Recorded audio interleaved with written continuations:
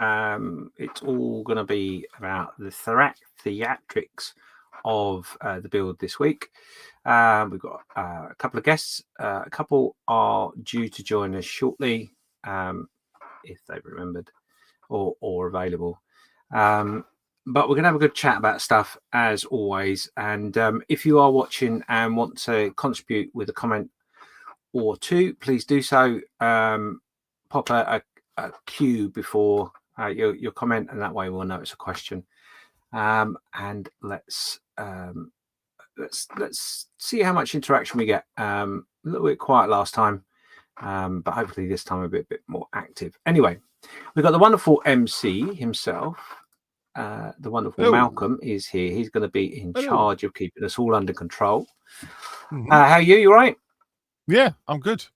I'm really good. Thank you. Yes. I enjoyed my safety warning from the government this morning. This afternoon at 3:00, which reminded me to come on here. So that was good of them.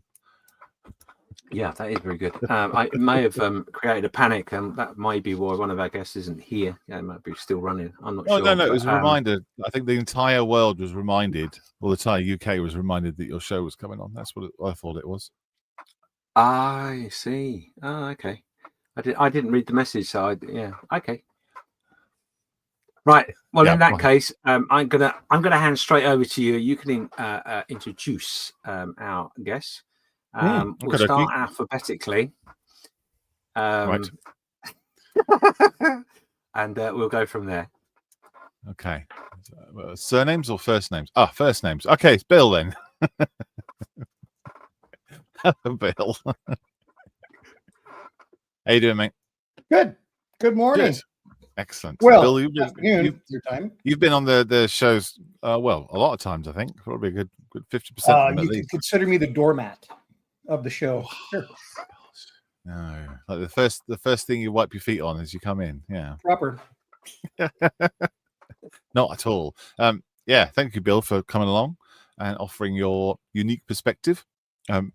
Just tell us a quick little bit about yourself, and why do you think you're here? Just a couple of sentences. Well, my background is really detailed storytelling within dioramas, and when James first came with the idea, I was just so excited. I kind of wanted to be a part of it. So through massive lobbying, he allowed me to tag along and throw a comment in here and there. So hopefully I'm contributing a bit. Yeah, absolutely. You are. Your knowledge is very, very welcome indeed. And then also in the wings somewhere, we've got Tom. Hello, Tom. Hello, everyone. Yes, thanks for having me. Good to be on the show. I guess I'm the sort of the new blood, as it were, the newcomer. Yeah. The baby. Well, probably look like a baby as well. But yeah, no, I mean, a bit about me. So I'm my profession, I'm a freelance cinematographer. So I primarily make documentaries, corporate films, a few dramas. And I suppose I'm on the show today from a kind of a more lighting, filmmaking, photography perspective. Obviously, I'm a model builder as well, probably in a more amateurish level. But I feel like there's a lot of transferable skills between the various professions, as it were. And as soon as I heard James's idea, that sort of perked my interest. I'm quite interested in the subject matter as well. I do like kind of the Asia Pacific kind of side of the war. That definitely interests me, and especially from the sort of Japanese perspective too. I love Japanese naval warfare and ships and everything. Earlier this year, I was in Tokyo in February, and we visited the Mikasa, which is the last surviving dreadnought. Actually, no, one of the last few of that era, which is preserved in Yokohama in Japan, which is now a museum ship, kind of one of the great museum ships, especially of the Japanese Navy. And it was quite exciting to kind of set foot on board back then. Overall, quite a big interest in the sort of Imperial Japanese Navy and Pacific War. And James's idea kind of, perked my interest, and I thought I wanted to explore it more, hence being on the show. Brilliant. Yeah. Well, talking about then the idea that James has and the thing that he's working on. Why don't you, James, just go through like a little there you go. Yeah, a little review of what you're up to and what the plan is.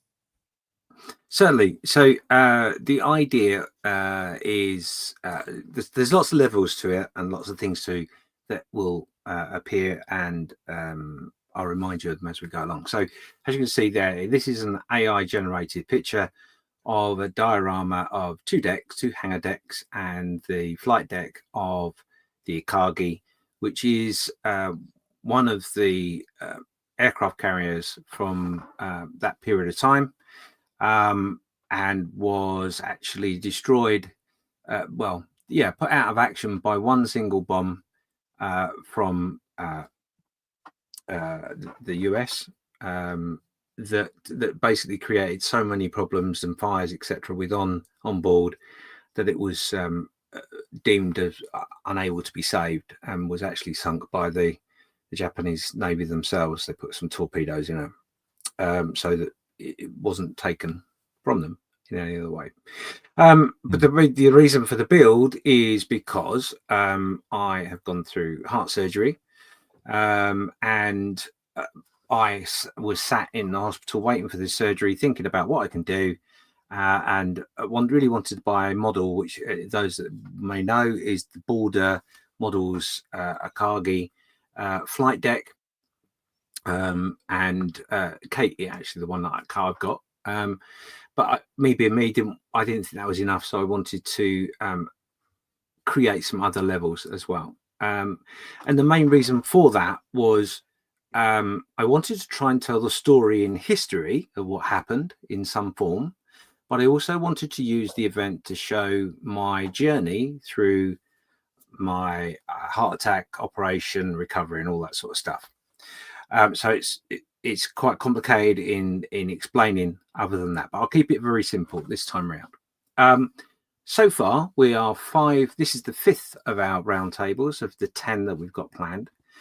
So we're halfway through, which is quite amazing. There's been an enormous amount of information from our guests and opinions and thought processes of how the construction side of it would reveal itself.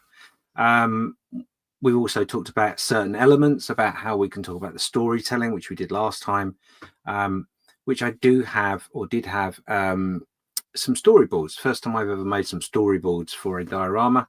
And the reason for that is because of the 3 levels, I wanted to explain 3 different stories within the diorama. I won't go into depth on that today at all, but I would just say the top deck has now become the story of my wife and my family and those around me. The middle deck is the story of me, my journey, and the lower deck is about everybody else and how things just continue around you. What is going on in your world? And then obviously levels tie together to tell the story of the Akagi. Why this particular story? The last reason for it is because, strangely, although I'd already decided to do the build, it turns out that on the day and time of the event in 1944 was the same time and date of my actual open heart surgery, strangely enough. So that's what all this is about. Yeah, pretty dramatic then. That's the idea. Yeah, pretty dramatic. So in terms of drama, I'm going to start with you, Tom, because you're new. So I'll start right with you. Yeah. In terms of drama, Tom, from a cinematic perspective, what things should James be working on to create the drama that he's trying to do? Is there any tricks? Yeah, I mean, tricks, clever tricks. I mean, there's all sorts of, skills you can sort of dip into. I mean, especially color. I'd say try and be well adversed with the sort of color theory if you're not already. Obviously, if you've been painting before, then color temperature and color theory plays a lot to how your final build looks, especially to do with mood and feel. for this particular build, if it involves lots of flame, lots of orange, it's that, I think, in my opinion, that should be focused more on the sort of central kind of set piece, i.e., don't overuse it, but make sure it's contrasting with something on the opposite end of that. So maybe in the shadows and the areas that aren't on fire or where big explosions are happening, maybe cool down the colors a bit more, kind of the corners of the hangar, if anywhere is not being destroyed, being able to contrast that with cooler colors, more shadow, and in that way it will make the kind of fiery explosion element stand out even more as well. So that's probably the main thing I would suggest from a sort of cinematic photography standpoint. Yeah, so looking at the color wheel, then orange is opposite blue, right? So blue is effectively a cooler color. Exactly. So all the shadows should be kind of a bluey color. Is that what you kind of suggest? Yeah, I'd say that blue or green. It also depends if you're coloring / lighting to scale, or if you're looking more at lighting in sort of as you would see it in real life, as it were. So when I say to scale, I mean, are you lighting it so the explosions and sort of the colors and everything, it looks better at a smaller scale, if that makes sense, as opposed to if you were to sort of paint everything to look good at the actual scale. Do you kind of see where I'm coming from? Yeah, I know what you mean. It's not going to be. I'd prefer it not to be sort of anime sort of look at. So it needs to be. I think most of it needs to be fairly subtle, apart from the element which shows the explosion, which will be very bright, but also that would sort of draw your eye, and then you would see the rest. If that's my thought process. It's really horses for courses, because some people really do kind of like, the really stark panel lined look of when weathering, for example, or for example, in the miniatures world, like the wargaming world, you have what's called hero scale. So it's sort of making your little miniatures look chunkier in real life than they actually should be, for example. So some people quite like that really kind of stark contrast, because it does look more cinematic in a way. But other people like kind of a more realistic look, so kind of more subtle weathering, subtle lighting, subtle shading, that sort of thing. Bill, in terms of color temperature, is it something that you consider when you're doing your dioramas, and is it something that James should be thinking about? Absolutely. When you're talking about light, the color is the third thing I look at. The light itself, and then the shadow are the first two, but the color is the third thing I look at. But they all have to go together. And when Tom was talking, I don't know why, I had this vision of the entire diorama being painted black and white, with all the expression, all the explosion, but all of it black and white, stark reality setting the zone. And much like Barbarossa, do you guys know Barbarossa models? Years ago, he did a beautiful diorama of I want to say it was Guernsey, but it was one of the German embattlements, bunkers, artillery positions, whatever they, the European wall that the Germans had put up.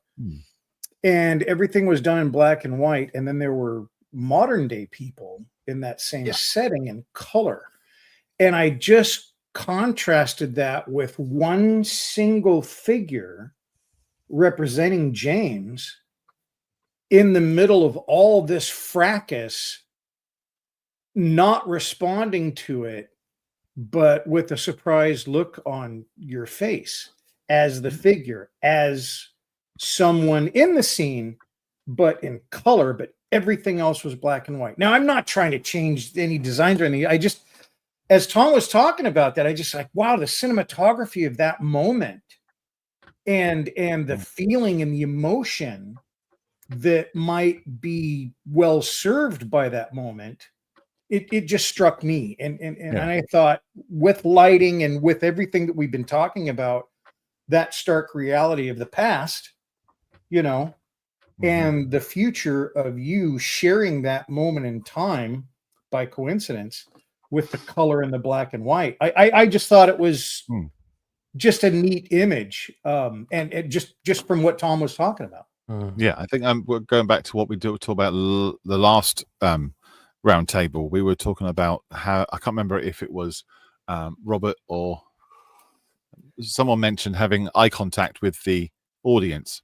So if that one figure, Bill, had eye contact with the audience, looking straight at you, that would have reinforced the drama. It just as well. draws you right into their thinking, their stance. I mean, I just see this person overwhelmed with everything, but just staring almost blankly ahead, again in color, with all the anarchy going on around them.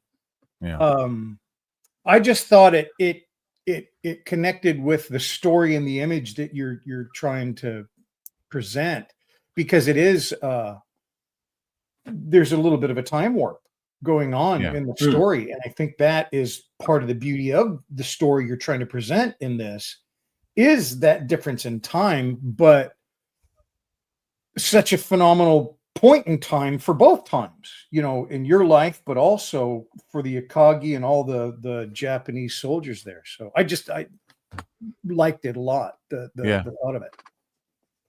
I'm not going to do black and white. Yeah, sure. I wasn't suggesting changing it all. I just love the imagery. Yes. No, just to feed off what you just said, I'm not going to do black and white, but actually, if I made the lower deck black and white, that would emphasize the fact that the rest of the world just carried on. The color didn't make any difference to it. You know, the bright explosion. Yeah, whatever. We just carry on. We're just another whatever. But yeah, you're right. I know the piece you're talking about. And if I'm right in saying that they're actually building that bunker. So you've got people on top of the bunker in color, the modern day people looking, but with a single figure in black and white who's just finishing off some tarmac, some concreting or whatever. It is very, very clever, and surprisingly, when you look at it, you see the people around the base of the bunker, but you don't necessarily see the person on the top of the bunker until you look carefully and go, oh, where did he come from? I didn't realize he was there. Yeah, it's very, very, very clever. It's a great exercise of skill as well, because if you can portray that same emotion without any color at all, just through the variation of tones of different color and that sort of thing, then if you're able to pull that off, then that just says a lot about your skill, really. You know, if you think back in the day watching old black and white films and old black and white photographs, you know, once you're immersed in the story and the imagery, you don't really bat an eyelid that it's in black. It's in black and white, and there's a lack of color. So if you can pull it off in black and white or anything, then that just kind of says a lot about how good a modeler you are and storyteller. Importantly for this diorama.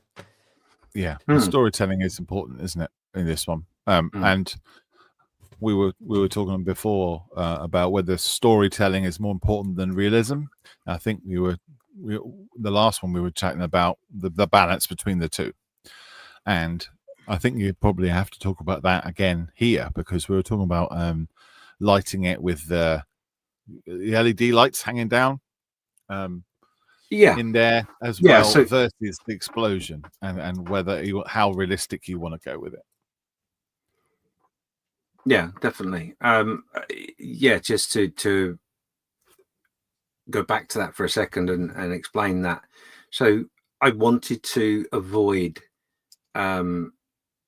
electrics to create the explosion, purely because in the experiment, in what I've done, which I call it an experiment, it was a finished piece, but in what I've done, I didn't feel I managed to create the explosion correctly. And I didn't want to go to all this effort and have a great big lump of, for want of a better sake, a great big lump of cotton wool in the middle of the diorama, ruining my diorama. It's too much work involved. And also the thought of experimenting more with OSL, object source lighting, etc., and trying to create a bigger story within a diorama with that effect, not only frightens the bejesus out of me, but it excites me, because that's quite an exciting experience to go through. And a lot of people will look at it and go, "Oh, that's really clever. Oh, I wish I could do that. Oh, it's so difficult." It really isn't that difficult. So if you're thinking about doing it, do it. Give it a go. You can't go wrong, because everything you do is experience. With that said, there will be some LEDs within the piece, because, for example, we have the opportunity on that first flight deck where the explosion effect is being felt by the blast through the piece.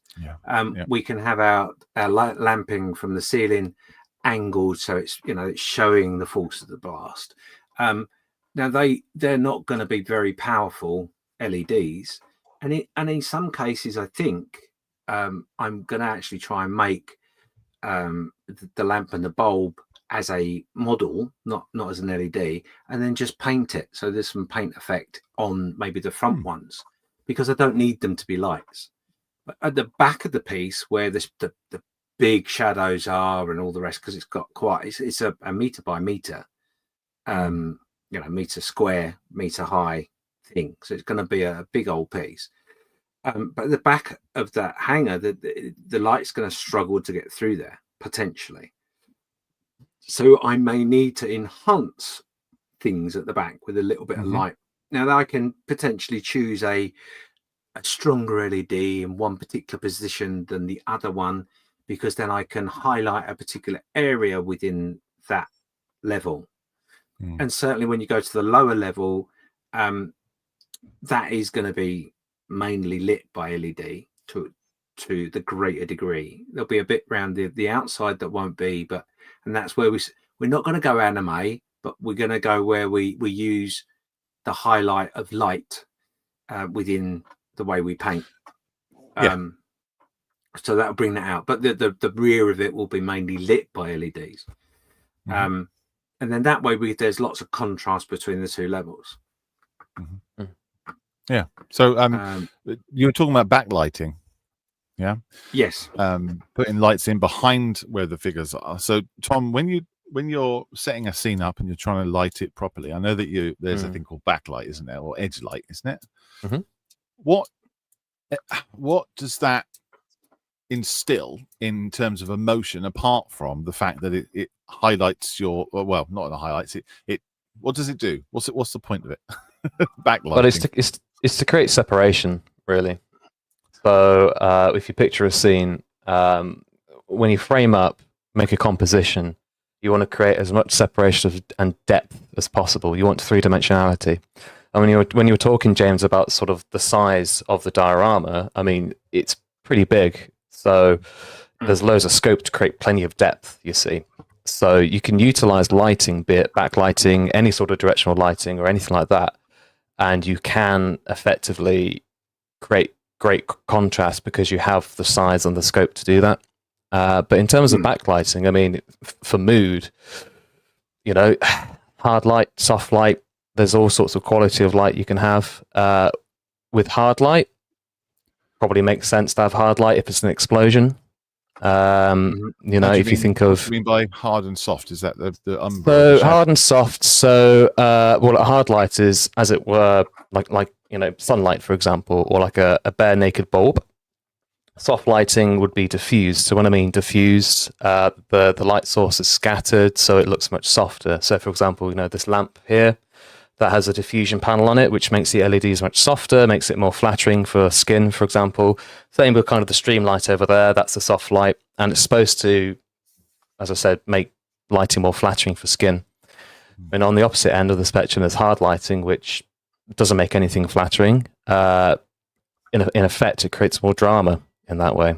But really, going back to backlighting, the main use case is to create separation in order to create more depth. And so whenever I'm setting up an interview, especially, I compose a shot to maximize depth. So if I'm filming in a room, I would kind of shoot towards kind of the length of the room. So you have maximum length, and then maybe there'll be a window in the background so you can then see through the window as well. So you're creating all this depth behind, because otherwise you'll be filming quite close against a blank wall, for example, with your subject in front, but that'll be quite boring because there's just not much interest in the background, really.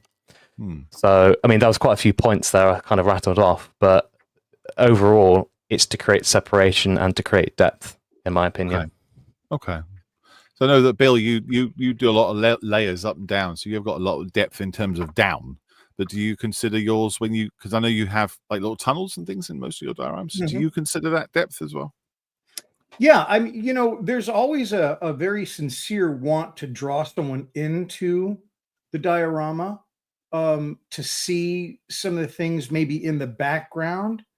So for that, I use highlighting, where the light will maybe be focused on an image or a piece or a specific thing, so that maybe it's a little bit darker around that, but then that one thing has a light on it, and that has a natural tendency to draw your eye into it, and that helps create that depth that Tom was talking about. So I use that quite often, and even to the point where I don't place my figures in the diorama until I've got my lighting prepared. I want my lighting and the figures and the shadows they produce, you know, off the walls, off the other things in the scene, to complement each other. And so there's a specified distance that you want it from the light, you want the height, you want all of these things figured in. So it's a very key element to telling the story, because just like Tom was saying, that starkness, that's that real hard light, that starkness in the middle of something when there's a lot of maybe soft diffuse light because of the explosion, stuff like that, that very stark focal point that you're putting that light on can draw you all the way back to the bulkhead, you know, that we're looking at for the base where the doors are and stuff like that. So if you have something back there interesting to counter the scene of the chaos that's going around the explosion, if you're able to put something back there by the doors, you know, where they can go up the ladders and stuff like that in the bottom of the, what is that called, the on top, the sail, or the main area where the captain is and all that kind of stuff in the the superstructures, the island. Yeah. So the base of that is through the floor and visible. And so that's one of the things that's going to carry your eye through the diorama, because it starts at the top and it's visible through all of them. So having some kind of a lighting effect back there deep within the diorama, so you're seeing it from the side, highlights that, and then reinforces that this is a structure that goes from the bottom all the way to the top, kind of tying it all together. So yeah, drawing the eye with lighting, going all the way to the back extremes of the diorama, that's something that I do constantly. I also try to position views. You know, we talked about that, views, you know, a little bit ago. When I'm planning, I actually look at where I think people will be able to look into the diorama. You know, there's just a natural thing as you're going around the diorama. You've got 360 degrees to look at this. There will appear little portals that you can see and see a distance. Well, exemplify that, you know, bring in more lighting in that regard. Place something there. I call them rewards. You know, if you're really into the diorama and you're looking and you're like, wow, this is wonderful, you want to give that person a reward by looking deeper, by looking more intently, by trying to find something. You want them to find something. You want something that you can't see from all angles, but maybe this one. And that lighting can help draw that eye into that very special little moment that they'll have by discovering this fun thing in the diorama. Yeah, I like that. So they're little Easter eggs, you know. I try to do that in everything. As a kid, I loved going to museums and seeing those classic beautifully done dioramas where they're not using figures that they purchased. Frankly, every single one of those figures was built and stuff. So just the craftsmanship in that was just beautiful. Yeah. And you're looking and looking and looking, and your mom says, okay, let's go. And you find something that no one ever saw as you were looking. That is just a joy that I have from a very small age that I really try to give back to people in my dioramas, because it is a special little moment when you're talking about it later and you say, Mom, Dad, brother, sister, whomever, did you see that? And they say, no, we didn't. Yeah. That's a special thing for that person. And that's, I want to give that with every diorama that I make. Yeah. Okay. You have to think about that, what that will be, and James. Yeah. What are these tricks you're going to give them out? So you talked about viewpoints there, Bill. So I know that, Tom, when you're posing a shot, and obviously you're deciding where the audience is going to be looking because you've got the camera. When you've got a diorama model, and you could potentially have everybody looking from all angles. Do you think there is a way that you could focus down somebody's viewpoint, or would you'd have to consider the wide space? How would you go about that? I think that's probably a question geared towards Bill as well, to be honest. I mean, film and imagery as a medium, you are limited to a two-dimensional frame, but the idea is that you're trying to create three-dimensionality out of it as well. So with lighting, composition, that sort of thing. But being a three-dimensional object, you have the added benefit of, I guess, going one step further. But at the same time, you are limited in the fact that you can't have an audience member necessarily forced to look at it in one certain way. Unless, like what Bill was saying, you can have clever techniques, for example, using lighting and little focal points to draw the eye. So I suppose, sort of echoing what Bill said, yes, you need to consider, kind of viewpoints and that sort of thing, but having like little kind of Easter eggs in there to draw the eye, I think is quite an important thing for that. Because again, coming from a photography, filmmaking perspective, you have a 2D image, and you as a filmmaker, photographer, have the choice what to do with that, because obviously the audience can only look one direction for that. So that's what I'd say about that, really. Yeah, we did talk about we talked about box dioramas briefly, didn't we? It's where I don't know if you know what a box diorama is, Tom, where you have a box basically, and a small letterbox to look through, and that is the viewpoint for everybody, because no one can see anything else. So sure, but the size of that diorama, I don't think it's practical.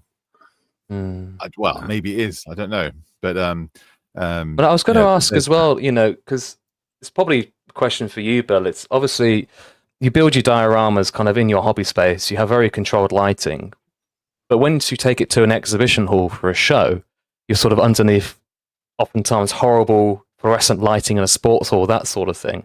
How do you sort of combat that sort of challenge? Like, can it look totally different to how you envisioned it in your hobby space?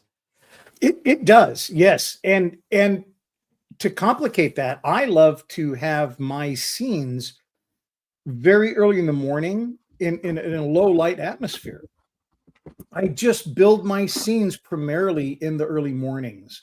And so it's dark where light has the most effect. The way that I've done it is by placing rooms or underground elements in my dioramas. I consider the top day or night or evening or whatever, but inside those rooms and inside those little spaces and cubbies where I do have a little bit more of a box diorama control over the scenery and the lighting, that's where I put a lot of that detail, and that's where I put a lot of those elements that are basically insulated from that wash of light in that large display area, typically at a show. So by having the rooms, by having maybe smaller entries to look into the features that are in my dioramas, because my dioramas are multi-level, like what James is doing. And because of that, those shadows naturally created by those rooms and those underground elements, it does make it so much easier. There's a lot of light bleed in from the sides. So some of the stuff right at the front of maybe that opening of the diorama, I have less control over.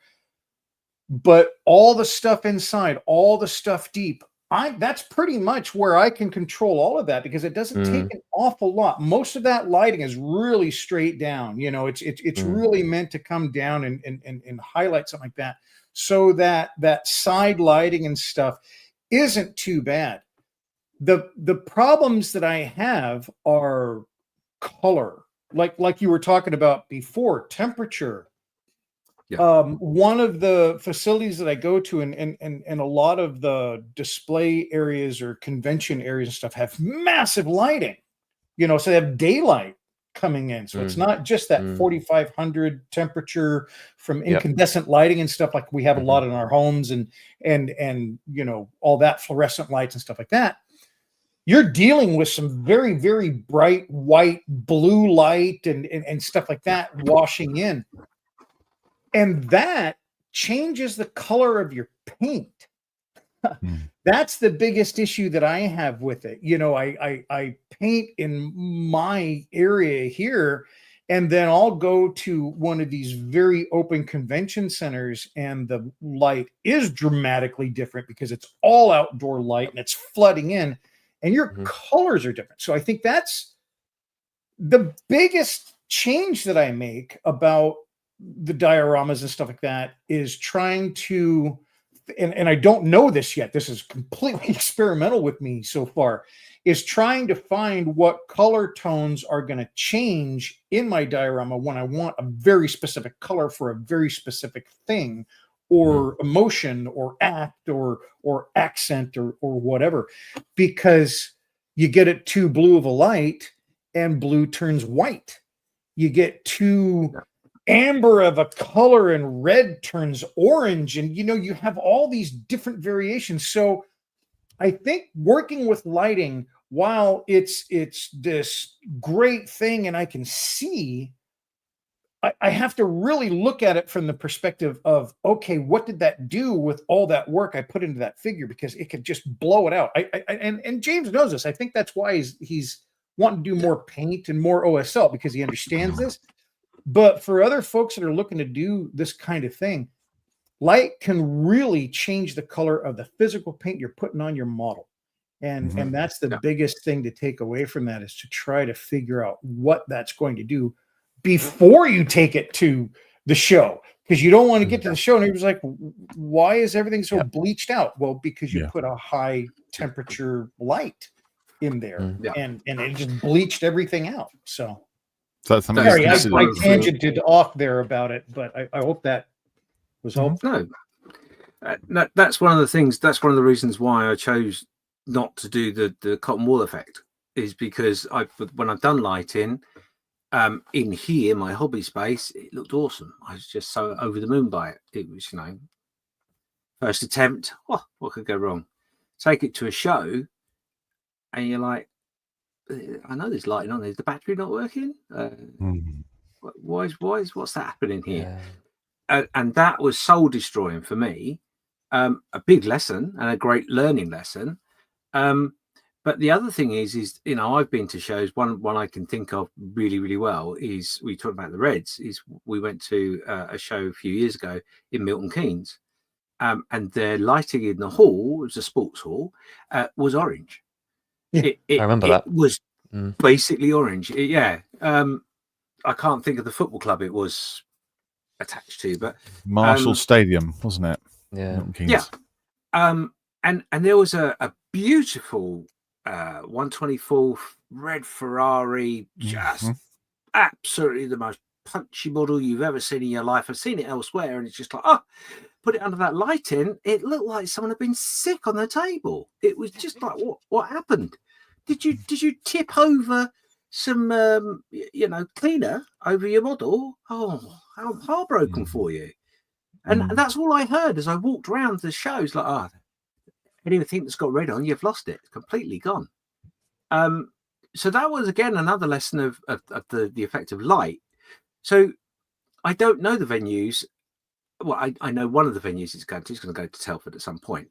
But I can't guarantee what the lighting will be at that venue because they may upgrade it, they might change it, I don't know, wherever.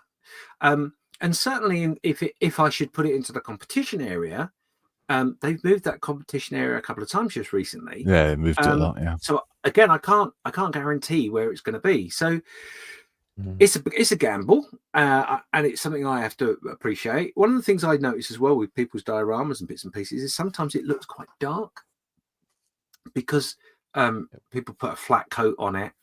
And a flat coat, although it's a clear flat coat, it will soften and darken down your colours. So if you've not gone for a uniform green, that's quite a bright, vibrant colour, and then you put that matte coat on, you lose an element of the brightness. And then when you put it into a sports hall environment, it's gone. Absolutely gone. And I've seen a couple which almost look like they're black and white, but they're not because you can see the colours. But it's almost black and white, and that is wow, quite amazing. So yeah, the and that's what fascinates me as well with the OSL approach, is because I can imagine, because I'm not an expert in it, so it's a big gamble.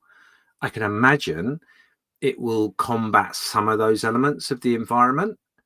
And I can imagine if it's very close to being what was the phrase I used earlier? Style, wasn't there? We were talking about the style of painting. Doesn't matter. Not comical, but you know what I mean. It's it's a little anime. Sorry, yeah, that's it. Right, if I get close to the anime. Or somewhere in between, maybe that will help as well. So it's going to be really weird. It's going to be quite an interesting process to go through, really. So, Tom, what would you do then if you were faced with a shoot and you had bright, let's say a bright orange lighting? What things would you take with you to the shoot to mitigate that, and what things can you do? Okay, well, it really depends on the location. Because, I mean, a lot of the time, if I'm filming in, like, say, an office, older office buildings, this has happened a couple of times, they'll just have a light switch. You can just switch it off. Modern office buildings, they're all motion censored, so you can't easily switch it off. So I'd have to bring a strip of gaffer tape with me, find the motion sensor on the ceiling, tape it over, and hope the timer would switch off the lights for me, you see. That's in an ideal world. There you go, James. However... There we go. Yes, just go to the event space and turn the lights off. Bring your own lighting. But no, in an ideal world, I mean, I try to bring sort of RGB bicolor lighting with me. So what I mean by bicolor is that typically it would range from daylight balance to sort of tungsten balance. So, for example, that light panel there, it's cooler daylight balanced. That bulb there is a tungsten balanced bulb, so that's where you get your orange and your daylight. So the lighting I bring allows me to sort of dial it in exactly to either match the ambient lighting there already, or intentionally create some contrast from the ambient lighting. So, I mean, if I were to go to a show, I mean, I don't know, could you bring your own lighting with you to shine onto the model? I don't know if that's feasible. I don't think I've seen it before. Or you could create some sort of barrier above the diorama to sort of stop some of that ambient light. In the film world, we call it a bit of negative fill.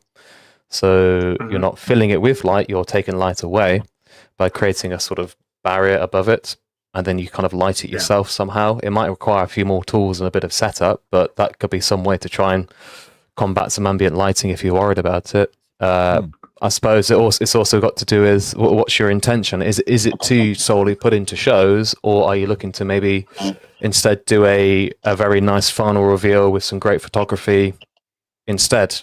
And maybe you should use paints to and paint it in a way that to complement that for photography rather than for seeing it in person at an event, really, because nowadays at home, we're blessed by having more affordable hobby lighting that's, got 100%, if that, color rendering index, and that's the way you measure quality of lighting nowadays. It's the CRI value, and it's great for hobby lighting like this. We have LEDs nowadays, but again, if you take it to a sports hall and it has crappy fluorescent lighting or that sort of thing, then, or sodium vapor lighting, if it's even older, then that's just your limitation, really. Yeah, and completely changes the story, doesn't it? Then, and you Massively. lose control of it. Yeah, Usually. We need to welcome Martin. Hi, Martin. You all right? Hi there. I'm all right, but I have to apologise because I don't know if your times have changed over there. Your clocks have changed, but for me, it's always been like 9:15, 9:30 when we do this. So I was all ready to go at that time. I've come on and you've been on for 45 minutes. So I'm sorry. Don't worry. It's not a problem. Yeah, don't worry. We'll sort that out. So, yeah, the joys of time zones is one of those things. So Malcolm will be throwing some questions. Obviously, Martin is also someone that's been with us through quite a few of these roundtables. Why don't you just give us a couple of sentences to explain why you think you're I've invited you, Martin? Well, my background in dioramas is fairly recent, so my ideas tend to be without boundary. They tend to be a bit new and a bit fresh because I don't know what you're not supposed to do or you can't do. I just do what I think is going to work, and I try it. If it doesn't work, fine, I'll try something else. But my start in dioramas was mostly from looking at everything I could get my hands on when I first got into this. So looking at stuff from the miniature people, the trained people, all different genres and all different spheres, and using any and all ideas that I can to try and create the effects that I want. So I'm hoping that's why. Yeah, it's spot on. Sounds about right. Yeah. So what we're talking about today, Martin, is lighting and use of lighting within a diorama, but also talking about generally lighting when you take your diorama somewhere else. So you take your diorama to a competition space, and they've maybe not considered the lighting. Suddenly, your diorama looks completely different color than it did at home. Totally. And we were talking about how to mitigate that and how to control that, whether you can bring your own lights or maybe bring your own canopy, as Tom suggested, and to block out that light. So what have you got any thoughts on that? Well, I have a little figure that I'm going to do in a scene, and I want it to look a particular way. So you guys know Barry Biedinger. I'm going to do a shadow box. But I think, James, with your project, it's probably too big to do that. I have actually been to some shows, to nationals, where I've seen someone recreate a scene of Yamamoto's aircraft being shot down by lightnings. And he managed to put that in a box. It was a big old box, though. It was pretty huge. Yeah. But he was able to completely control the lighting, the daylight scene, over the jungle canopy, and so on. And I'm guessing for you that's probably not practical because it's already a big diorama. So portability is a question. So if you're starting to put a box around it, you're going to have to get Pickfords in to help move you every time you want to go somewhere with it. You have to borrow a flight crate from you, Martin. What's that? I did borrow a flight crate from you. Yeah, there you go. I did consider putting it in the back of a transit and just having the windows at the back you could look through. But apparently when you go to shows, you're not allowed to have fuel in vehicles and things. So it becomes a fire risk. But yeah, no, you're right. It isn't practical in this particular thing. I did consider, although I've not told anyone this, but I did consider from our last episode that it was suggested that having 3 open sides might be too much and close one off or something. And it did occur to me that I might be able to sort of do that with some card or something like that. So it became a patchwork of views rather than one view. Right. However, I think it's my brain's not coped with that process of trying to think that through very well, and I don't think that would work. But it's an option, obviously. So yeah, it's going to be difficult because the other thing as well, we're talking about lighting and stuff and making things bright and all that sort of stuff, but it's also the shadows. It's not just a case of me on that hangar deck painting a bit of orange to show an explosion. It's the shadows behind that figure and behind the aircraft and etc. Yeah, that's a scary prospect. Very scary because from a viewpoint. I was going to say, from your original drawing and simulation that I saw, you've now thought about opening up the lower decks more visibly?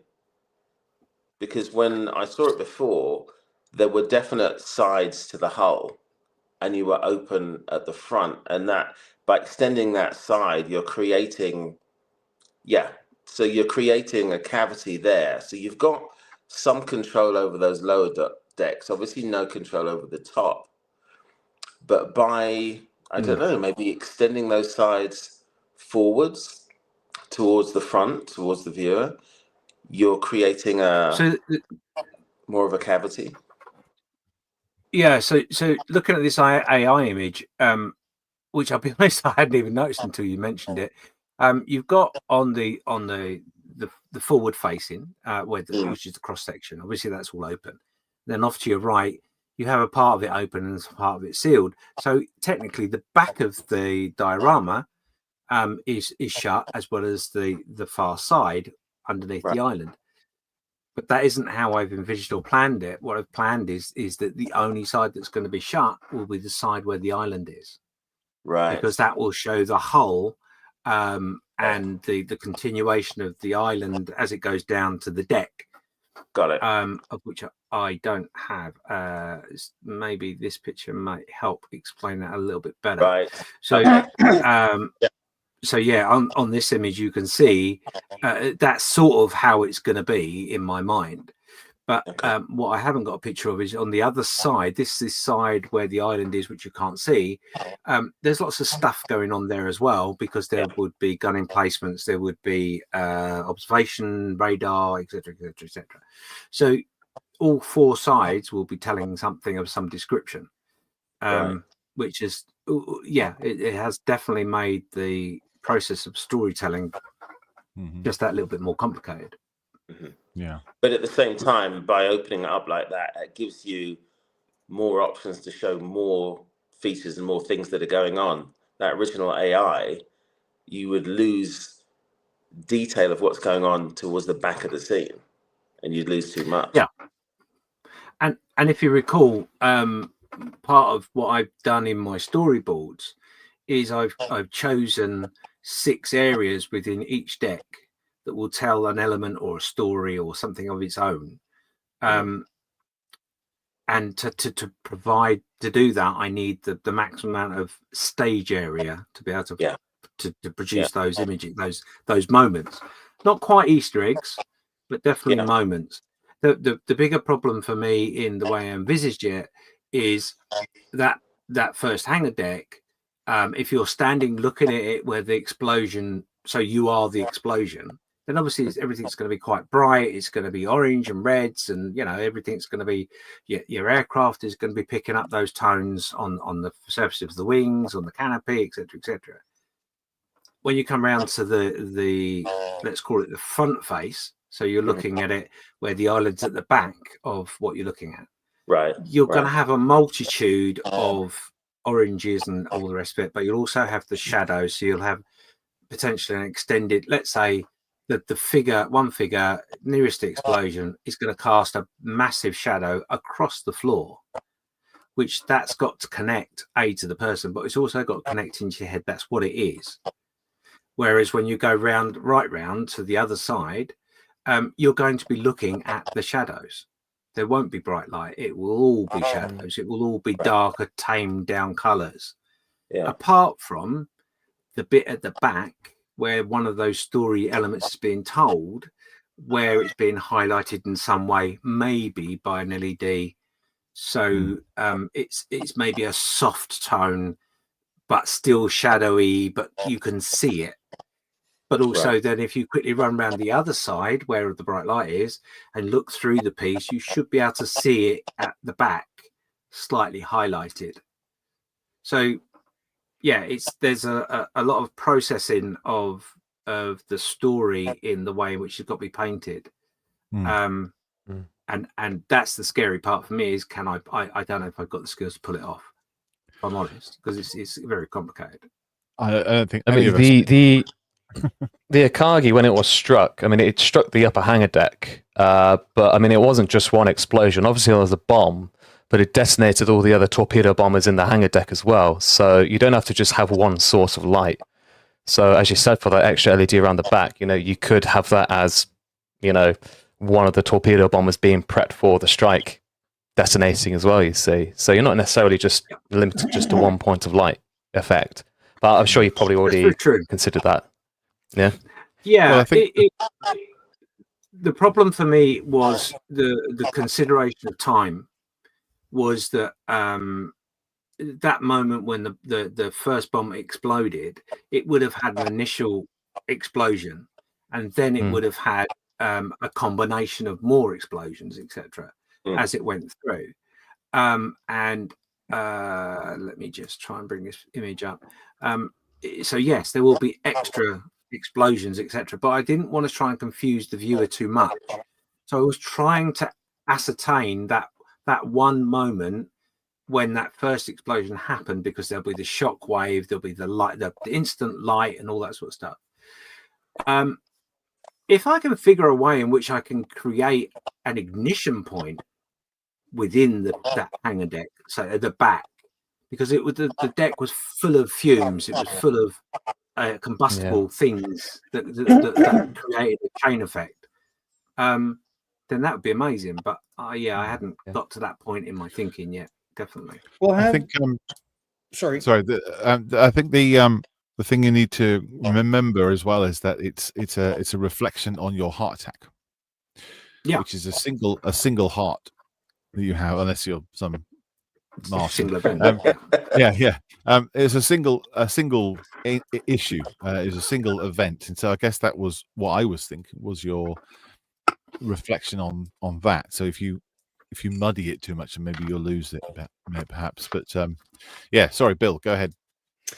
Well, we haven't talked much about the upper deck breach, the physical bomb going through that. Because I just when you're thinking about that singular point of ignition, it would certainly involve the bomb. Yeah. Have you thought about this is where it gets a little anime, but showing the bombs just below penetration starting to come apart with light in it? No. I mean, is that no. I don't know how kitschy you want to get with it, but in anime, I always go back to Akira because I'm old, but when a bomb is exploding in anime, it's exploding and then the parts, are coming apart, and you see this intense light in the middle and this one or multiple pieces that have been fractured and coming apart. Really, I think a great visual representation of that split second that everything is igniting. Would that be possibility? Because I can see where, like in the pictures that you generated, you've got the ignition in the carrier deck or in the plane deck, but it's also going to have to partially be going through that hole. So that's there's going to be a physical hole in your deck, because it was dropped.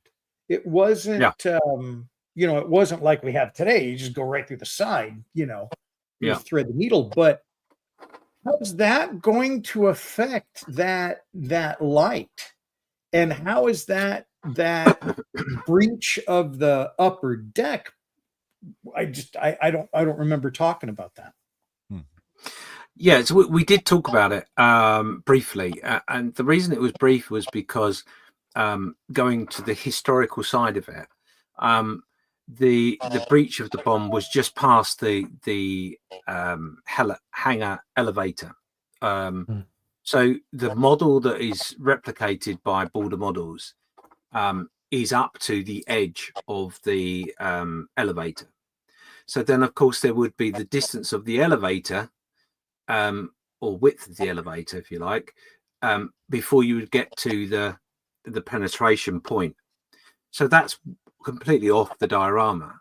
Oh, okay, I got you. So, however, with that said, one of the things in which did come up in our conversation we've had was that clearly that split moment, that moment when the bomb explodes and there's a big bright light and all that sort of stuff, the image I showed a minute ago, that the wave of power that would generate, the heaving of the deck maybe above it. Yeah. So if you remember when we first spoke way back before we did any of these roundtables, we were talking about this individually, weren't we, Bill? And we were saying that on the hangar deck, not on the hangar deck, on the flight deck, I wanted to try and make something explain there'd been an explosion underneath. And the only way in which I could think of at the time was a figure that had, there's a plane coming, thrown himself on the deck to hide, if you like. And the force of the explosion forced him up off the deck. So that was one way I could explain that shockwave, because the other thing to remember is a shockwave of that magnitude in such a confined space would be amplified so much. Oh yeah, that you're talking about you're not just talking about one wave. You're now talking about a dozen waves in just that short space in lots of different directions. So I need to bring into that scene detritus being shifted by the shockwave. So toolboxes, spanners through the air or whatever. So I've got to find a way to do that, which I can do that. That's fairly reasonable. But by then limiting the amount of time that I'm trying to explain is happening where that explosion is, allows me to concentrate and focus your mind when you're looking at it as, that can see that shockwave. But then behind it isn't quite as obvious as you go through the piece. And the reason for that is, again, going back to what Malcolm said, is because it's a single event. My story is a single event and has lots of things that happen from that, which will be depicted in the 6 elements within that scene. So there isn't the need for the fragmentation of the bomb so much. Although, I'm sitting talking to you as always and going, oh my God, that makes such a great diorama. That's all considered. But certainly going back to the top deck, one of the things I wanted to connect the top to the bottom, because that story is about the wife. It's about the family, how it affected them. So one of the things in which we picked up on the storyboards, which I haven't got as a slide, unfortunately, but one of the things I picked up on the storyboard was obviously on that part of the flight deck, nearest the explosion would be where the signal flags would be and the Admiral's flag and all that sort of thing. And it just occurred to me, it'd be really, really good if I could create one of the flags that have been hit by a fragment, which has made it start to show some form of fire. It would make it a little less complicated for me to simulate fire on a flag.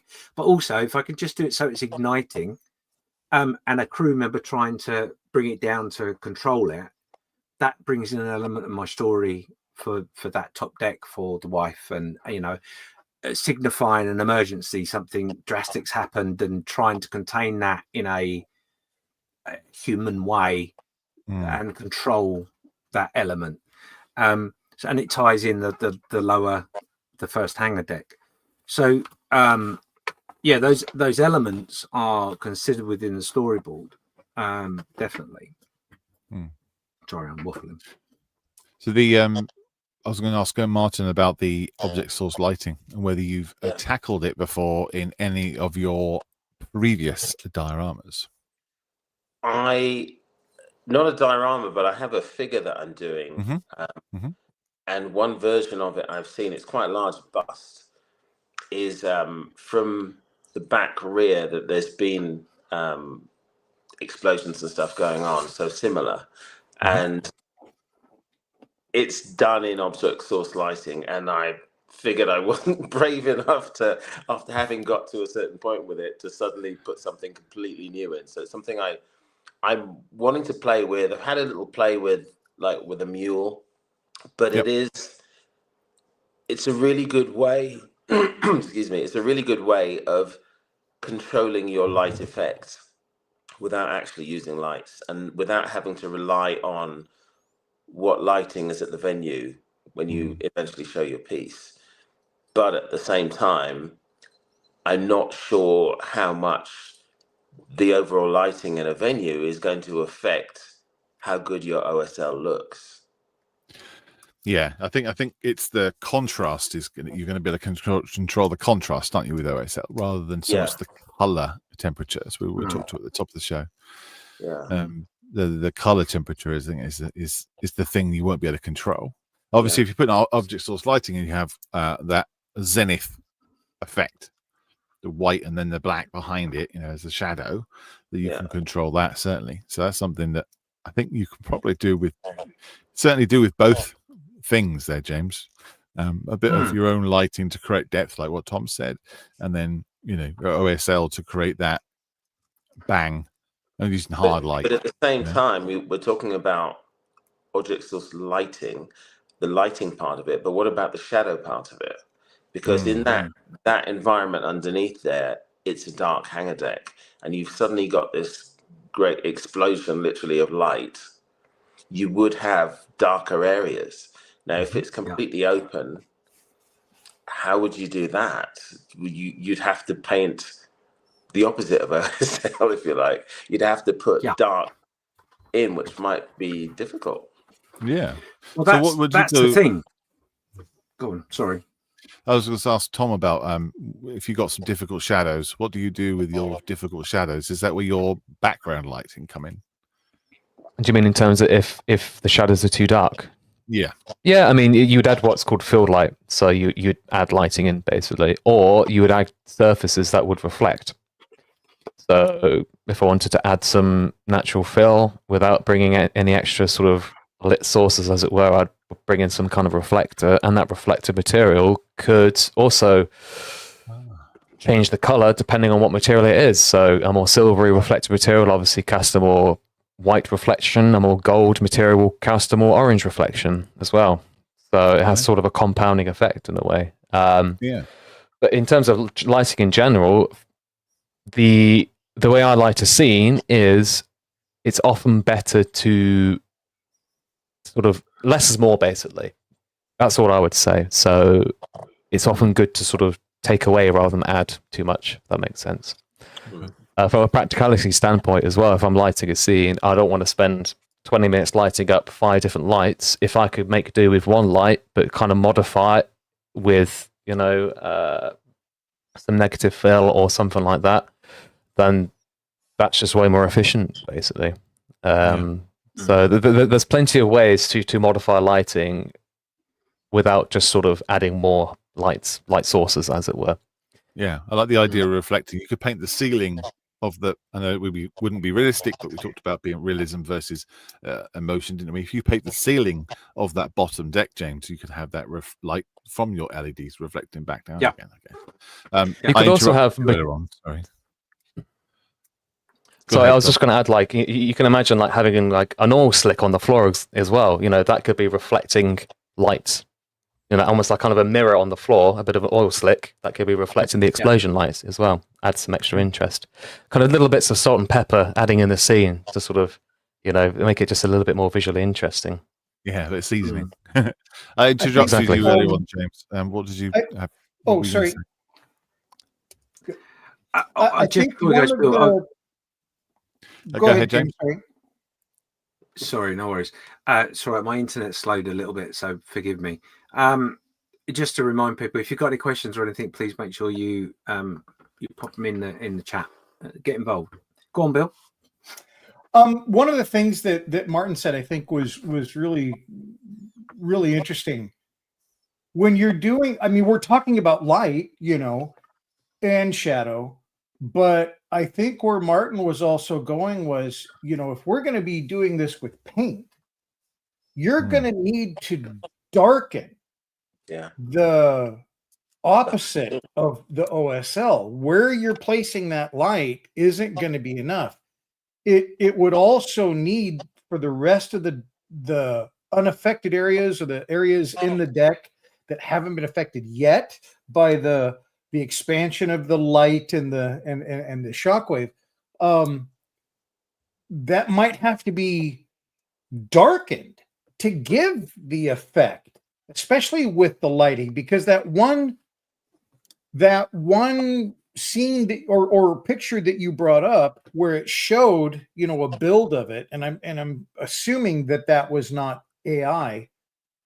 There was a lot of light bleed in there. I mean, there was no shadows around the perimeter of those decks, those under decks whatsoever. I mean, you had full on light there. Yeah, see. Yeah. And what I'm thinking is if let's just say where in the middle hanger deck there, let's say the center of that or close to the center is where your OSL is. If you've got your OSL there, I think the stuff on the perimeter, like right at the edges of the diorama, it's going to look wrong if they're not darker than they are now in like that painting. And I'm kind of riffing off of what Martin said. So Martin, is that kind of where you were thinking as well? Yeah, because it is a dark environment, and it may be to make it more realistic, you have to darken the entire scene through painting. Yeah. And then have your explosion and have the light effect, because as Bill says, it would be lost, because that's an awful lot of light going into that scene as it looked in that diagram. So that there wouldn't be any dark areas unless you create them. Yeah. So when you were talking about creating the shadow of the guy, kind of up, and then the shadow coming away from him, that also went into what Martin's saying. I think that just needs to be extended to the entire thing, or the OSL, I don't know, would be as effective. When I see the little figures that they do, and it's, they're like standing in a doorway or something like that, and they're holding a torch. Everything else, as it bleeds away from the intended scene, goes just to black, like the flat black, to enhance what the OSL is bringing to the scene. So I don't know. I just that struck me, when Martin mentioned it, that that's probably what you might have to do there, just to make it not so light dependent, more color dependent. Yeah, that's AI, very much that last picture, James. So that last picture is actually someone's made the model. Okay. And what scale is that? This is 1/72. This particular model is. So it's a slightly smaller scene. The upside, the downside to that is that because of the scale difference, it means there potentially be a little bit more light coming in. And you're right, you're absolutely right. And that's why I mentioned the shadow. So effectively, I've got to look at that particular hanger deck from, as you look at that scene right now, on the back of the scene. So let me call it the left-hand side of the open space. That's going to be pretty much where your bright oranges, etc., are, because that's where there's a lift mechanism that goes backwards, and then there's the actual explosion itself. And then everything on the right-hand side, looking through that, will have to be dark in some form. Yeah. So let's just go with, let's forget the figures and the aircraft for a minute and just think about the physical space. So that would mean on that back wall where you can see, you've got beamwork coming down the wall, which creates the structure of the environment. You're going to have a light color one side of that beam and a mid-tone and then a dark recess. And that's what I mean. It's I've set myself a slightly impossible task, as always, to achieve. I'm sorry, but as you're like talking, James, I'm just like, man, that's going to be freaking hard. Yeah, it is. I know. It is wonderful. Really. Sorry. The more I think about it, the more I'm like, what? It's like I said to Malcolm today. I sat and done rivets. I've been making rivets today, and I've got a bag of rivets. Okay, it's taken me 3 or 4 days. I don't know how many hours. And then I've gone to put it onto the model and gone, it's the wrong bloody size. It's too big. So I've now got to make the rivets again. So I've spent 4 hours making 500 rivets. That isn't going to, that ain't going to be one deck. It's going to be loads. Anyway, but that's the same sort of scenario. Is you've got, I'll put some rivets on it. It'll be all right. I don't know what I've set myself up for, but the really interesting part, going back to what we're actually talking about, the really interesting part of this is that I am fascinated by OSL and bright lights and that fire effect. So a man holding a lantern and the light on his arm and on the back of his arms all dark, etc. That's OSL, but the way in which most people think about it, they think about the strong light. They don't think about the shadows and the dark light. They think about the strength of the stronger lights. And that is what the shadows are. It's just OSL in reverse. So the experiment, the build, I'm going to call it experiment because it could go terribly wrong, is fully embracing and going that journey and adventure on both sides of OSL, the light side and the dark side. So I'll end up like a bit of a scene out of Lord of the Rings at this rate. Star Wars, yeah. But you got object, embrace the dark side. Yeah. Object stores shadows. That's what you're going to be inventing here. Yeah. I think that's very interesting, actually, talking about the strength of the shadows. And it comes back to what we said at the very, very top of the show, was the color temperature opposite your bright orange is important too. So, I mean, I'm guessing then from what this discussion, then you would have to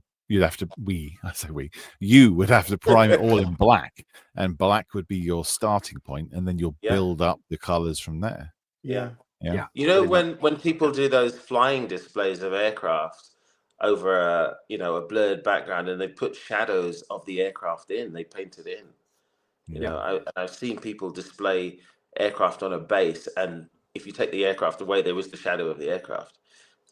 So you will have to create, possibly in paint, shadows created by the explosion. To get that effect. I don't know if James, if you have that picture up of the competition that we judged. I don't know if you were able to grab that, but we judged the competition on Bearded Veteran Creates channel, and one of the entries was an aircraft coming in. I think it was crash landing. Yes, it was. Because it was on fire. It was crash landing and it was on fire, and the reflection of the fire from the aircraft was reflecting on the ground, and it was creating a shadow on the ground too. And I wasn't sure whether that shadow had been created by the fact that it was lit from above, or whether it was painted on. And it turned out it was painted on. So the entire base was light and dark. And that would be irregardless of whether it was outside photographed, whether it was indoors in a dull lit environment, or if it was photographed in stadium lighting, it would still be there. So I think that was quite good seeing that, wasn't it? Because it gave you some ideas. It literally explained to me that what my brain was trying to imagine is achievable to a point. And I was very surprised how actually I haven't got the image, unfortunately. I wish I could share it. It's a great. I will make sure it's available for another time. But it was a great example of thinking through the process of OSL on all angles. Because I think I've certainly seen a few builds where people have done the light and the reflecting on the armor and all that sort of stuff. But it's not quite sold it to me. I'm not quite sure why, but I think that's what it is. I think it's the case of they haven't quite got the shadow involved in there's certainly the armor. You know, if you're holding a lantern out and your armor is reflecting the light, there's also going to be a dark part of your armor as well. If it's a smooth surface, fine, but if it's not, if it's like chainmail, for example, it's going to have shadows in there, regardless of whether there's a looks like, you know, because there's always going to be a light source and there'll always be a shadow. Mm-hmm. And trying to understand that process and understand how to recreate that is very, very difficult. And I think it's what scares most people, if I'm honest. So yeah, you're absolutely right, and that's the I think for me maybe one of the bigger uncertainties from my point of view is I've got to make this stuff, put it in the space, so I've got to have made the space as well, almost before I've painted anything, and put it all in there and then shine a light, a UV light probably be the best way to doing it, which will create me the highs and the lows and the shadows. But Yeah, then I've give got you your to try framework. then I've got to try and take a picture of it and then recreate that shadow of the person or the aircraft or the toolbox, or because it's almost everything that's got to have a shadow. Yeah, it's paint by numbers at that point. Yeah. God, yeah, yeah. Thanks. The more I think about it, the more I just wish I could. Well, you could do it. You could do it like a Mr. Bean project where you just explode some paint in the middle, and that becomes your shadows. Yeah, to a degree. I was thinking that I'm not usually one for doing mock-ups before I do a project. I'll draw something, but you could say in cardboard, you could roughly build this out, have a semi-dark room, and then start, you know, put a couple of aircraft in and just playing around with the light source. And like you said, take a photo, see where the shadows actually are. And you'd have a start point, and it'll give you an idea too of how dark you need to go to get this effect to work. So yeah, a mock absolutely the way to do it. That's a good idea. And it just so happens. Here's one I did earlier. So I've made this one 48-0 on purpose for exactly that. And what I aim to do, I probably would do a video about it. But what I aim to do is you've given me an idea to add to what I'd already decided to do, which I wanted to put this on the bench, get my airbrush, fill it with a color, maybe white, maybe orange, whatever, and blast it and see where the paint landed, just to see what happens. Yeah. And then go from there, because that's sort of what I did with the last OSL that I did. Was I took some pictures and bits and pieces, but actually thinking about it, creating the backdrop of the hangar deck would be quite useful too. So maybe that's what I should do. I'll make a little backdrop for this to sit in, which then creates a little bit more control of what I spray into that area. Because if I do that in a big room, it's just a puff of paint, isn't it? But if it's in a almost like a shadow box, and spray it, it's now that'll give a different effect. So so I've got that, and I've got some figures that I've made. Again, exactly for the same purpose. He's actually lying down because he's very tired, bless him. But yeah, so I got this particular figure. Let me just do that. Hopefully that's worked. Yeah.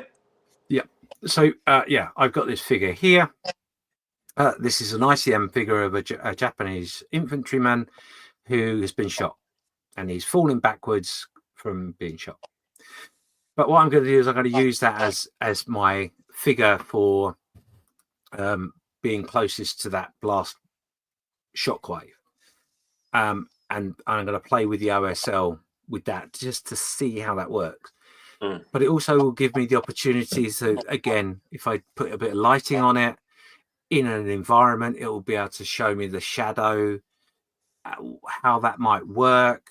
There is a possibility what I might do is I might create a separate little diorama just for this one piece where I explore those things in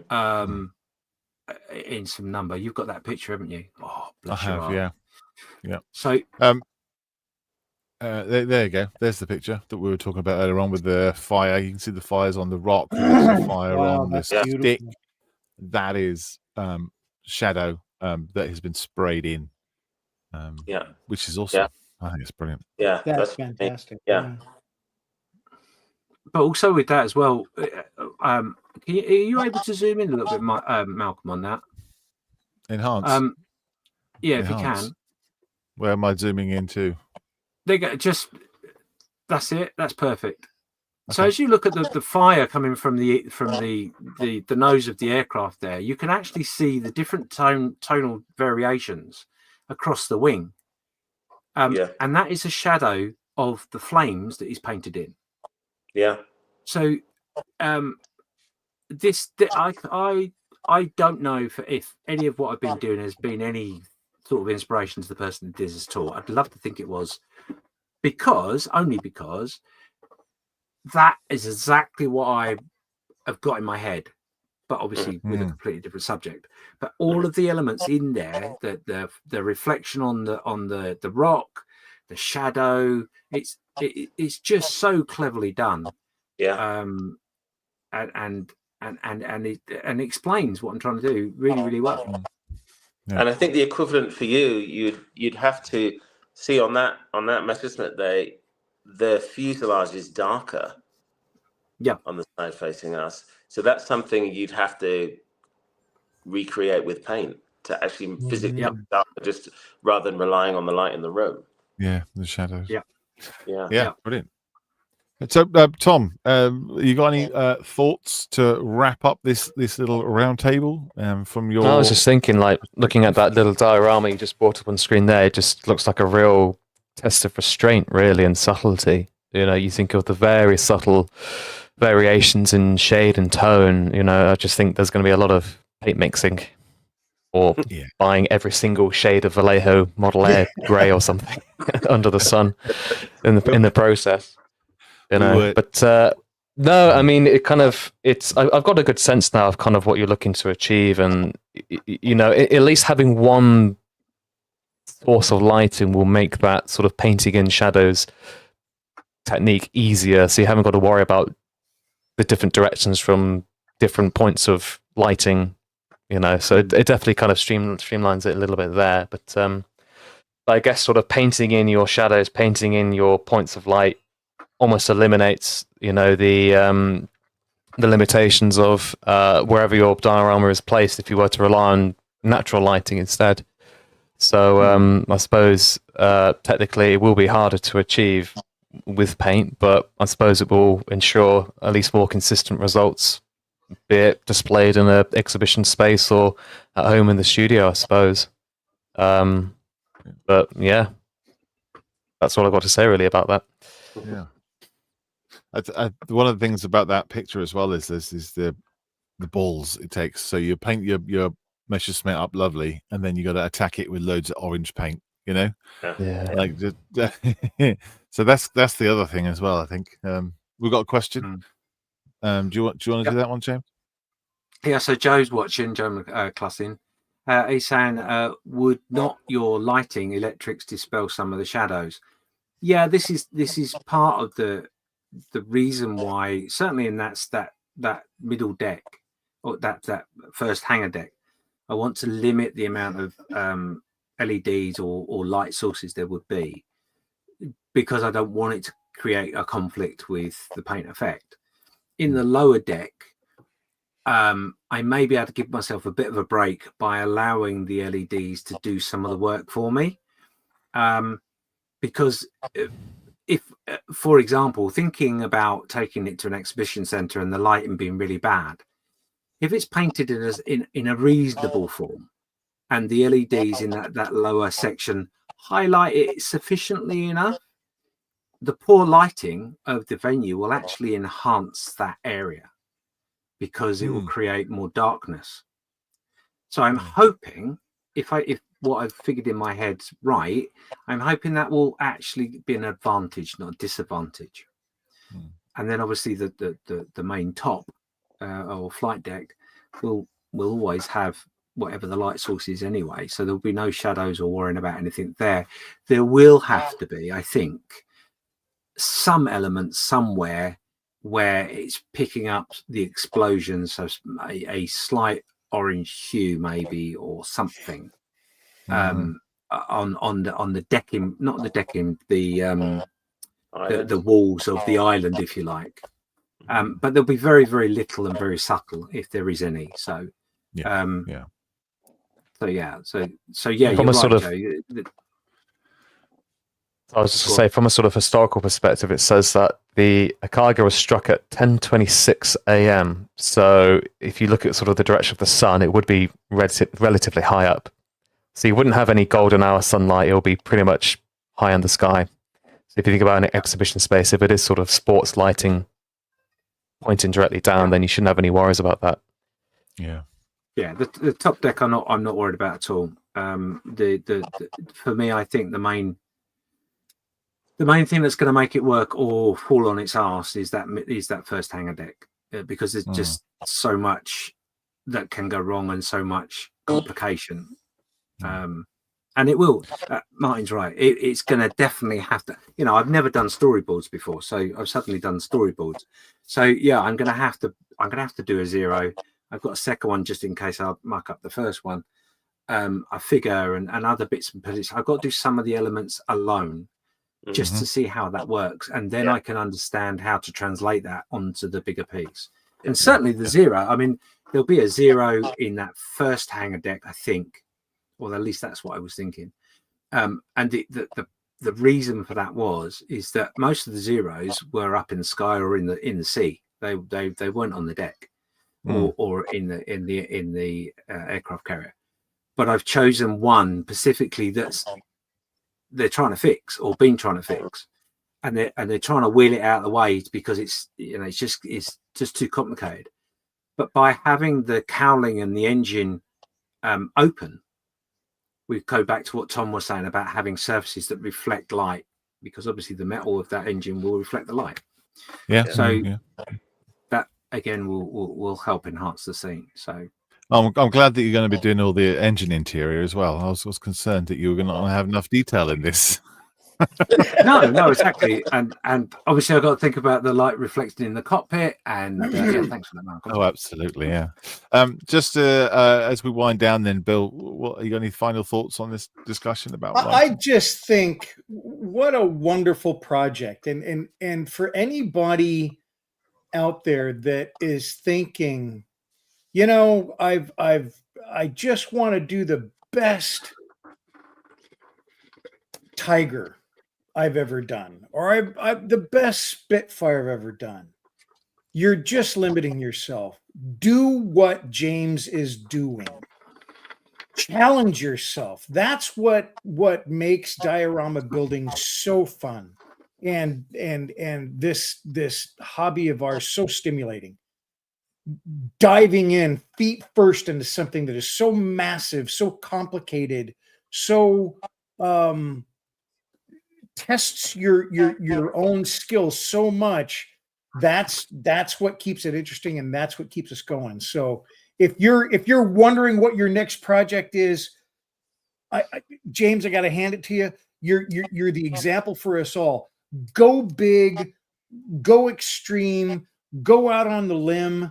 And what happens during this build, James, is making not only your modeling better, but your life. I really believe that. That's why I've been so excited about this project. Yeah, brilliant. Yeah, absolutely. Thank you, Bill. What about you, Martin? Any final thoughts? No, he's right. Go big or go home. It's a massive project, and I think at the end of it, you will be even more skilled. You will know so much more. You're you're you're going into uncharted territory, and everything you do, you are going to learn from, and it's great to see. And it's really nice to have that ambitious goal and have that picture. And I'm glad that you've asked all of us to voice our opinions and to give you what little advice and help and other viewpoints, because I think it's going to be amazing when it's done. It's going to be absolutely amazing. Yeah. Oh, bless you. Tom? Yeah, I mean, again, kind of go big or go home. Like, how often are you gonna, or how many times are you gonna be doing this specific topic? You know, so if you're gonna do it, you might as well do it right. And you know, I think a lot of us are perfectionists, and what do they say? Sort of perfection is the evil of good, or something along those lines. So just sort of go for it, and you learn by doing, don't you? You know, there's only so many YouTube tutorials you can watch, but until you actually get the airbrush in your hands and start spraying some paint, you know, you're not gonna. That's when you actually learn the skills. So you know, I'm interested to see the project unfold, and I'm excited to see the updates, and ultimately excited to see it at a show one day. Yeah. Well, yeah. Don't let the pursuit of perfection get in the way of performance. I think it's something like that, isn't it? Well, you made it sound much better than how I said it. So. I had longer to think about it. Maybe that's why. Probably.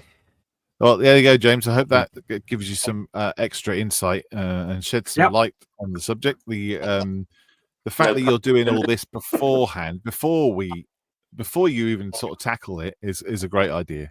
And I think it might be something that other people will start to do too, rather than having a retrospective once you've finished your model and asking for feedback. You ask for feedback first. Yeah, that's quite a cool thing. And and I hope that it in its entirety does what it's supposed to do, and it's improve your hobby and improve your life, like Bill said. Yeah, I mean we all have gone through that process where we want to learn a new technique, and we go on YouTube and we watch Night Shift or numerous other amazing model makers, myself included.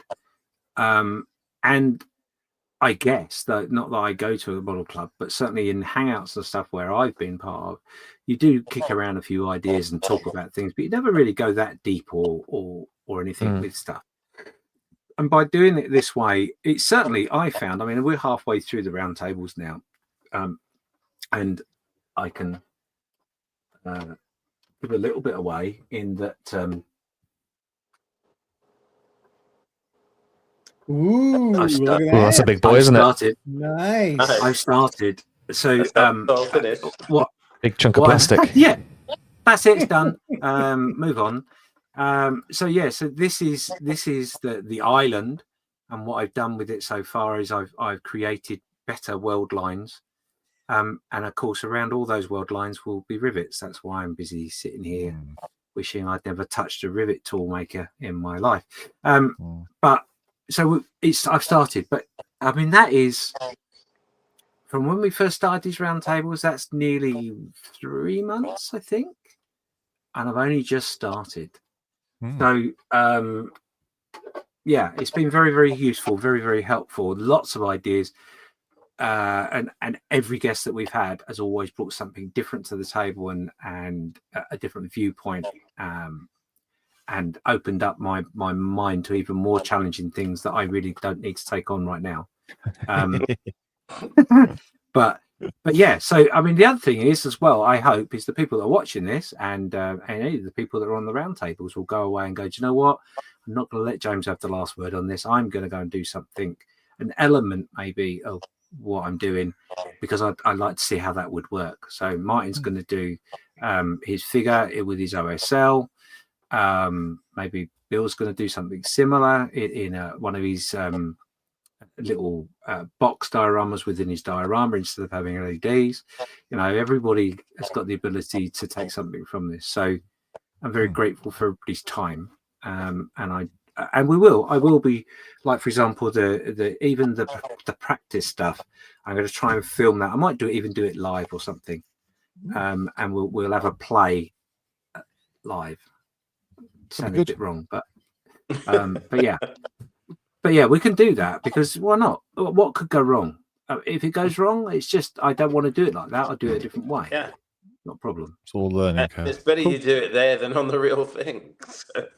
God, yeah. Do you know, that's the thing, is that you were talking about the painting the aircraft with a darker shade and all that.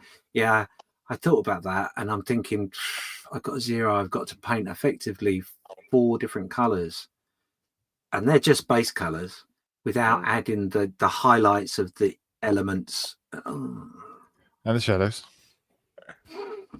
Yeah. Reflections. Yeah, each part, the reflection, the bright. Stop digging me a hole. Each different bit has a multitude of colours that's going to potentially be pushed into it. And one thing I would say to you, Martin, when you're talking about OSL, you already are playing with OSL on your figures right now. Yeah. Because you're highlighting the tops of the jackets, the creases are making that little bit darker, etc. Yeah, it's no more complicated than what you're already doing. You're just exaggerating it more. That's all. You know, one useful tool that I've used when I've tried to darken stuff just generally is smoke lacquer paint. Yeah. Because then I'm not affecting what I've done already. I'm just darkening it overall, and I think there probably will be an element of that, because certainly with the OSL that I've done, I'm not going to lie, a lot of that was the moon's from up there, so if I get a bluey white color and spray it just for a millisecond or whatever, that will give me the points where I need to start. And the same with the light, and the same with the dark. It's going to be a bit like that, I think, because it seems to be the most sensible route, and then you can adjust things. The difficulty that I'm thinking of while we've been talking for today is I'm thinking, how do I make the decals darker? How do I make the decals lighter? Oh. Mm-hmm. Well, maybe we have to run the round table. I might have to call someone that makes masks and ask them in a round table, just how do you go about it? And can I send the order, please? Well, there you go. Anyway, let's call it there. Yep. Thank you very much, everyone that's joined us. Thank you very much, as always, to our guests. We're going to go off and have a quick drink and a chat after all of this. And like I said, if you are watching this as a catch up, put a question in the comments and I will answer you. If there's anything you want our experts to maybe throw back as an answer, do the same and I will come back to you, I promise. But until next time, which will be, he says, the 24th at his timetable. Thank you very much. The 24th of this month will be our next roundtable. So tune in, keep up to date with everything, and I'll see you guys all later.